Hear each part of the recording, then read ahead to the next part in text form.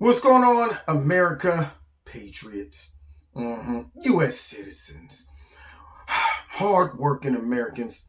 Listen, over here in Kevin's Corner, I don't just look out for me or for the news just to entertain. I'm working on a social experiment. Just I want to try my hand in sociology, the human behavior, to figure out the cure to Trump derangement syndrome. What drives it? What motivates certain people to just go all in and commit their lives to hating President Trump? They don't even second question themselves. They don't sit back and say, wait a minute, when did I develop this hatred towards him? And see, when Trump came into the presidency, it revealed the weakness within our society from those, for whatever reason, are susceptible to manipulation, to gaslighting, to hypnotism, all those things that come from the liberal media and the Democrats. And so as things progressed, this is just my hypothesis, as things progressed and this virus and this disease started to become more widespread and running rampant through our country. I mean, the signs are irrational behavior. It's not being able to use reasoning skills, throwing logic completely out the window, being impulsive and emotional when you debate or discuss things. You also might show symptoms of screaming up at the sky, perhaps. Also, one of the major symptoms is starting to see everything around you through the eyes of racism, sexism, homophobia, xenophobia, all of those things. You don't see normal scenarios and situations without being able to see. It's kind of like seeing spots or dots in your eyes, when you're struggling with some things, some brain disorders. Every time you see it, you see, what is this? I show you some pictures. What is this? I might show you an actual picture of a tree, and you're like, it's transphobia. You're like, transphobia? How did you?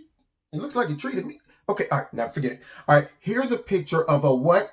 And it might be like a wagon with a little girl in it. You know what I'm saying? I see sexism because right there with that picture saying is that only women are confined to have to ride in little red wagons. Why couldn't it be a transgender little girl in the wagon? All that stuff, So with that being said, as this disease spreads, I said, well, we don't want this thing to pour over into our regular rational thinking society. We have to figure out a way to do our social distancing. And I think I've come up with it.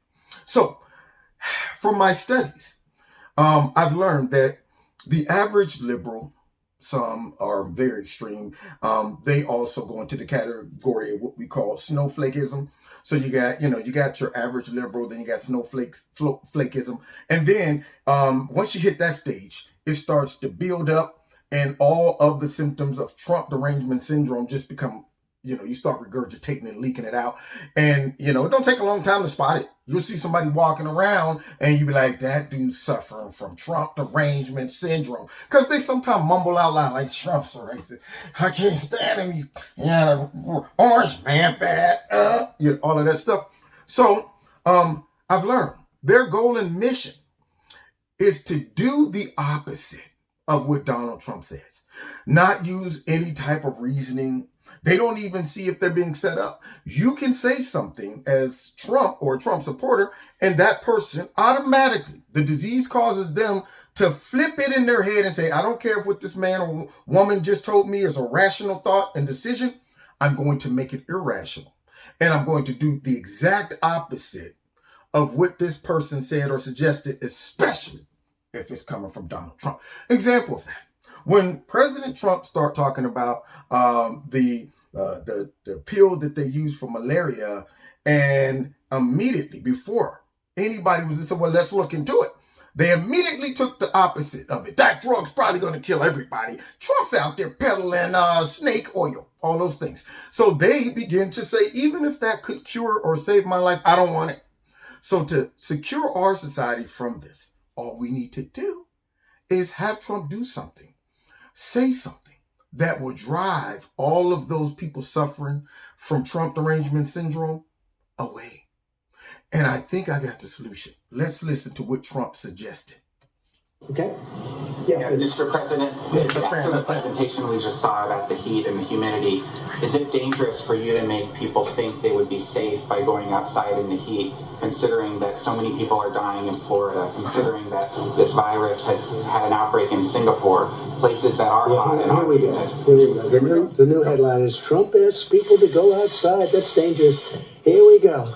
All right. So now, you see that one of the people in the audience is, of course, he's one of the transmitters of the disease, Trump derangement syndrome. And he immediately questioned the president concerning something that the average rational person wouldn't have found as a big deal. Wasn't a question at all. Yeah, everybody needs sunlight. Going outside is a disinfectant. I mean, heck, if there's a study, it can't hurt. I mean, we're not saying go out and smooch and hug on people you don't know, or go out and roll around in some type of feces or the gutter, and who knows what you can contract. He just simply said, okay, there's some studies that show sunlight might kill the disease. Go ahead outside.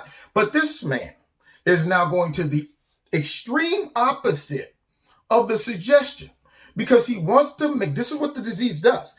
It makes you want to make what Trump said look like it's the worst suggestion to anything anybody has ever given. Now, you know what?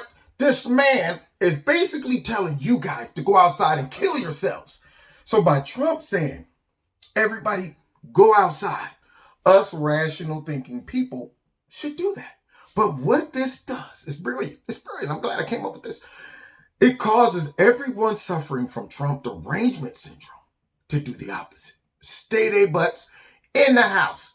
If we can get them to do that, we never have to deal with them again. So what needs to happen, all Trump has to do is come out and say, listen up, the lockdown should be over. Everybody should be going outside and going back to work.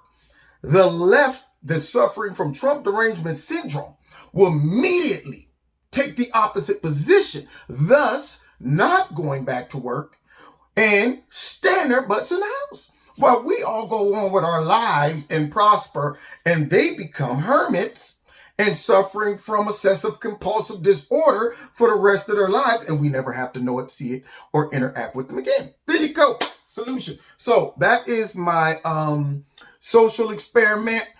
Trust me, I put in a lot of work on this one, studying human behavior, taking notes, watching and observing the behavior of people suffering from the disease. I'm like, look at that one right there. Yeah, looks pretty cantankerous. He's mighty angry. Oh, did you see the emotion? You see that? My subjects show signs of anger, distress, and loud emotional rants, irrational thoughts too. Yeah, I went through it all. And, so, no, you don't have to pay me. You don't have to pay me for this. This is something I'm doing and sacrificing for us that want to live a normal life here in America. That's my contribution, to you all and patriotism. So God bless you. Don't forget, hit like, share, subscribe, and the notification button. Make sure that you follow me on Facebook, Twitter, and on, I just locked up. That was odd. Facebook, Twitter, and what else? Facebook, Twitter, and on Instagram. Make sure you hit, that disturbed me. I want to make sure my stuff is still, okay. Yeah, I'm still good. I'm still recording. All right, now, made me lose focus. Anyway, so make sure you follow me on Facebook, Twitter, and Instagram. If you want to donate to Kevin and Kevin's Corner, feel free. There's a link below the video. And what else? What else y'all need to know? Oh, check out Extreme Tees. If you like something, put Kevin in the promo code. You'll get a 20% discount. All right. And God bless you. We see you next time in Kevin's Corner.